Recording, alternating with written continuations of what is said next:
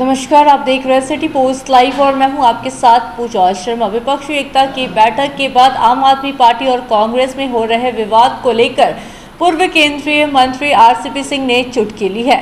उन्होंने साफ तौर पर कहा है कि अलग अलग विचारधारा वाले लोग कभी भी एक साथ नहीं आ सकते।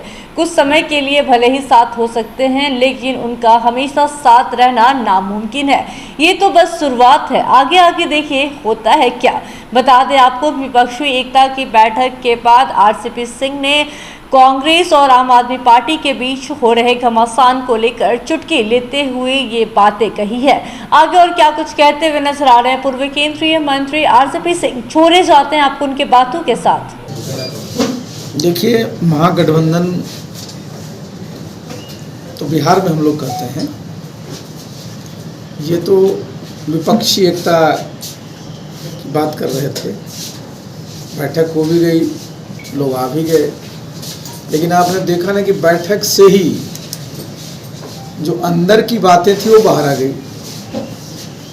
और एक दिन के बाद तो आप दिल्ली में देखिए किस प्रकार से आरोप प्रत्यारोप लगा रहे हैं। सबसे महत्वपूर्ण बात ये होता है ना कि जब भी कभी आप किसी भी मुद्दे पर एकता की बात करेंगे तो हर एक पर हर एक की सहमति होनी चाहिए। और वो संभव कब होता है? जब कोई भी पार्टी होती है जिसकी विचारधारा एक हो, जिसका नेतृत्व एक हो, जिसकी सोच एक हो, जिसका कार्यक्रम एक हो। लेकिन आप अलग अलग सोच के, अलग अलग विचारधारा के, अलग अलग कार्यक्रम के साथ आएंगे तो बैठेंगे, फोटो खींचेगा, बातचीत होगी, लेकिन कोई एकता वाली बात वो नहीं हो सकती। देखिए, किसी भी संगठन में कहीं भी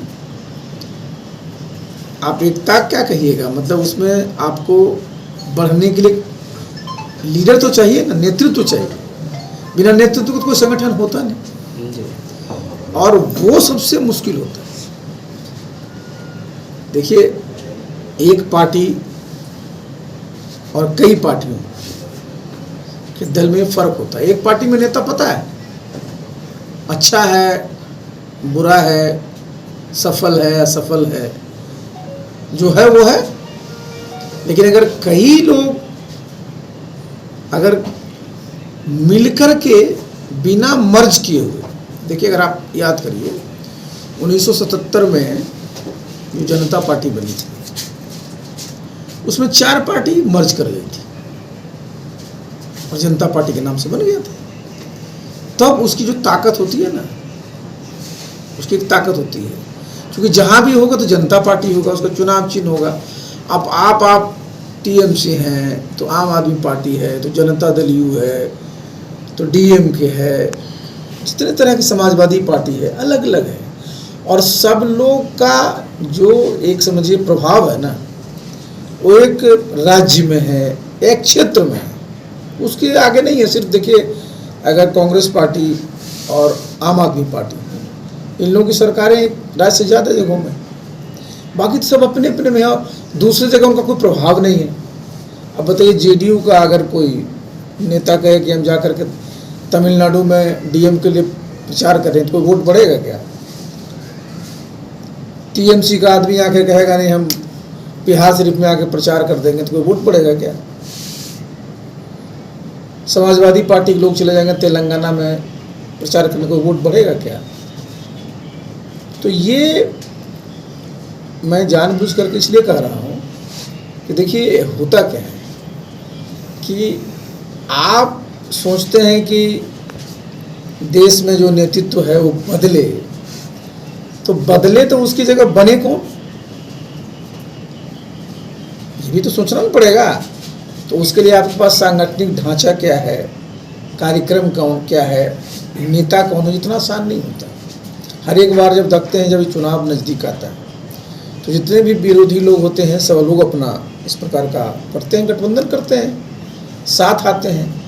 लेकिन चूंकि मैंने बताया ना कि एक नहीं हो पाते हैं, इसलिए ये लोग एक हो रहे हैं। एक कहाँ हो रहे हैं, ये तो मैं बता रहा हूँ ना देखिए, एक का मतलब क्या होता है? एक का मतलब ये होता है कि बिल्कुल आप एक चुनाव चिन्ह पर चुनाव लड़ते हैं, आपका एक एजेंडा होता है, उस पर चुनाव लड़ते हैं। वो कहाँ से होने को?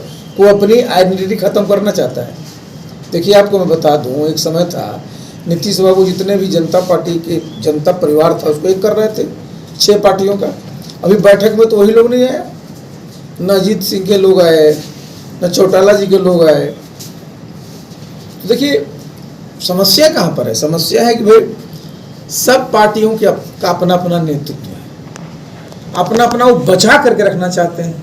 साथ में ये भी चाहते हैं कि भाई राष्ट्रीय स्तर पर ये हो जाता है कि विशफुल थिंकिंग होता है। आप चाहते हैं कि ऐसा हो, तो ऐसा होने के लिए बहुत लोगों को बहुत तरह की कुर्बानी देनी होती है।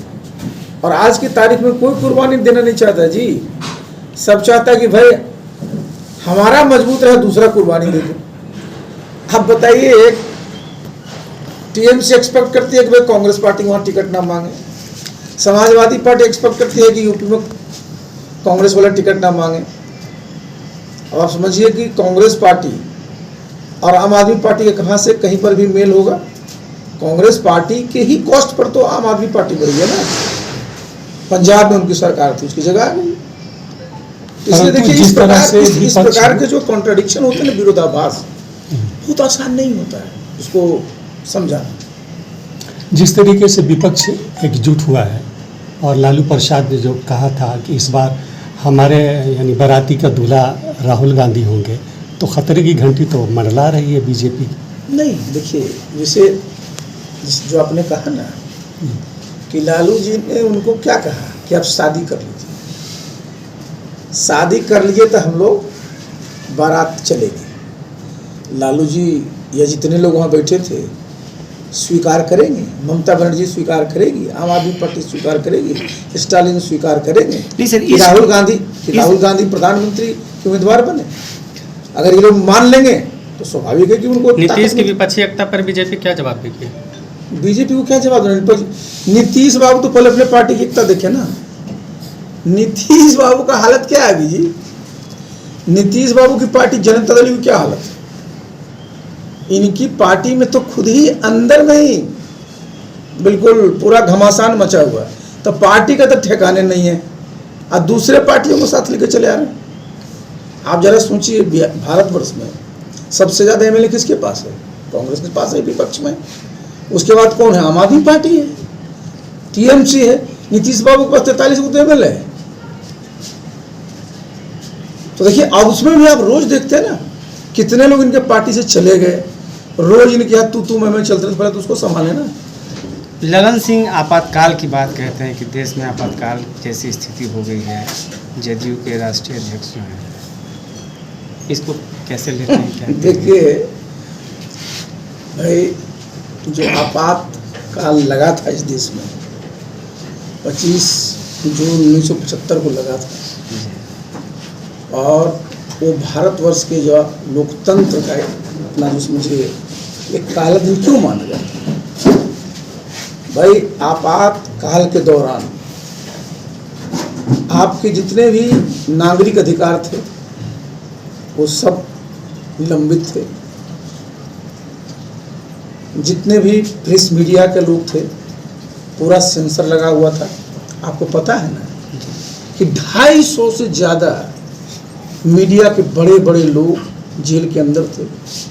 कुलदीप नैयर साहब ऐसे लोग, आप समझिए, बाहर के जितने पत्रकार थे सब इस देश से बाहर, उनको जाना पड़ा था। जुडिशरी का क्या आलम बना रखा था? आप संविधान का क्या बना रखा था? संविधान में जो 42वां संशोधन किया था, पूरा का पूरा संविधान का नेचर ही बदल दिया। जिस पार्लियामेंट की आयु 5 साल की, तो उसको 6 साल कर दिया। तो ये काला क्यों कहा जाता है? क्योंकि लोकतंत्र में सबसे बड़ी बात क्या होती है कि नागरिक के जो अधिकार हैं वो सुरक्षित हैं। और उस जमाने में क्या हुआ था कि अगर आपको पुलिस गिरफ्तार कर लेती है तो आप कोर्ट में अगर जाएंगे तो कोर्ट भी नहीं सुनेगा। वो तो समझिए कि जब जनता पार्टी की सरकार आई और 44वां संशोधन हुआ, तब जाकर के सब चीज़ बहाल हुई। और ये अच्छा हुआ देखिए, हर एक चीज का जो बुरा होता है ना, उसका कभी कोई फलाफल भी बाद में सबक सीख करके लोग अच्छा करते हैं। आज क्या है, आज आप किसी भी कंडीशन में जो फंडामेंटल राइट्स का आर्टिकल 20 और 21 है, right to life and liberty, उसको आप अगर खतरे में डालिएगा तो भारत के हर एक नागरिक को अधिकार है कि कोर्ट में जा सकता है। पहले नहीं था। तो देखिए, जो आपातकाल यहाँ लगा वो लोकतंत्र के लिए बिल्कुल काला दिन था। और एक बात जरूर है कि भारत का लोकतंत्र जीवंत है और यहाँ चाहे मीडिया, चाहे जुडिशरी या जनमत सब जागरूक है। और इसलिए देखिए, एक राजनीतिक स्टेटमेंट लोग दे देते हैं, लेकिन इतना आसान नहीं है इस देश में अब उस प्रकार की स्थिति को लाना। एक बात जान लीजिए, उस जमाने में क्या था, वो तो आपातकाल पूरे देश में लगाया गया। क्या हाल था राज्यों का। मिसेज इंदिरा गांधी कब बनी थी प्रधानमंत्री? लाल बहादुर शास्त्री जी के मरने के बाद। आप जान लीजिए कि उनके रिजीम में 24-25 विधानसभा भंग किए गए थे। आज ये सब संभव है क्या? अगर आज आप विधानसभा भंग करेंगे तो आपको बहुत सारी चीज़ों को देखना पड़ता है, कोर्ट है वो देखता है। तो अपने यहाँ अपने देश में जो लोकतंत्र है ना, वो मैच्योर हुआ है। यहाँ के जो इंस्टीट्यूशंस हैं वो मैच्योर हुआ है। और हमारे जैसे आप सब लोग मीडिया के लोग हैं, ये भी आज पहले की तरह नहीं है। आज अगर कोई चाहे कि मैं कुछ गलत करके निकल जाऊं तो आप लोग एक फोटो लेकर के डाल दीजिएगा तो पूरे देश में किस प्रकार का माहौल बनता है। तो हमारे देश में लोकतंत्र की जो जड़ें हैं ना, और गहरी हुई, इसलिए ये बोलने को बोल देंगे।